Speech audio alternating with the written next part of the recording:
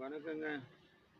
நான் யார் எந்த வழிபாடு செஞ்சாலும் அதை அதாவது குற்றம் சொல்லலை. அதில் இருக்க குறைய தீர்த்துக்கங்கன்னு மட்டும்தான் சொல்கிறேன். குறைய தீர்த்துக்கங்கன்னு சொல்கிறேன். நீங்கள் குறைய தீர்த்துக்கிட்டா லாபம் உங்களுக்கு. நீங்கள் குறையே தீர்க்கலை, நான் அப்படியே தான் போவேன் அப்படின்னா நஷ்டம் உங்களுக்கு. அதனால் இதை பற்றிலாம் நான் எதுவுமே பேச விரும்பலை.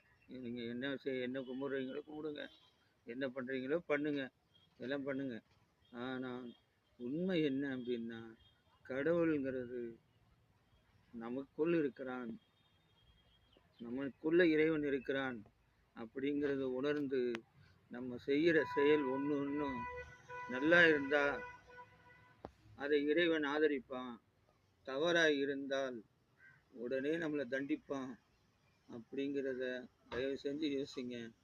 இதை யோசிக்காததுனால தான் உலகத்தில் எல்லா மக்களிடமும் கஷ்டம், துக்கம், நோய், அது இதுன்னு வர்றதும், அதுக்கு ஒருத்தங்கிட்ட போய் பரிகாரம் கேட்டால் அவன் இவ்வளோ கொடு அவ்வளோ கொடுன்னு சொல்லிட்டு காசை பிடுங்குறதும், இது எல்லாமே இதில் தான் நடக்குது. தயவு செஞ்சு புரிஞ்சுக்குங்க. யாராக இருந்தாலும் சரி, கடவுள் அப்படிங்கிறது உருவமில்லாத இந்த வெட்டவெளி, அந்த வெட்டவெளிக்குள்ளே இருக்கிற இயற்கை, இதுதான் இறைவன். அந்த இறைவன் நமக்கு எப்போவுமே நல்லது தான் செஞ்சுக்கிட்டு இருக்காரு. ஆனால் நாம் அதை புரியாமல் தப்பு தப்பாக எடுத்துக்கிட்டு வெயில் அடித்தா என்ன சொல்கிறோம்? சனியம் பிடிச்ச வெயில் இப்படி அடிக்குதுங்கிறோம். மழை பெஞ்சா சனியம் பிடிச்ச மழை இப்படி பெய்யுதுங்கிறோம். குளிர் அடித்தா என்ன இது, இந்த சனியம் பிடிச்ச குளிர் இப்படி அடிக்குதுங்கிறோம்.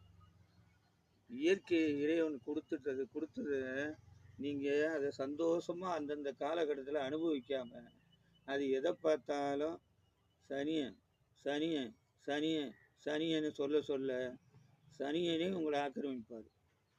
சனியனே உங்களை ஆக்கிரமித்து உங்கள் உடம்புல நோய்களை உருவாக்குவார், கஷ்டத்தை உருவாக்குவார், எல்லாத்தையும் உருவாக்குவார்.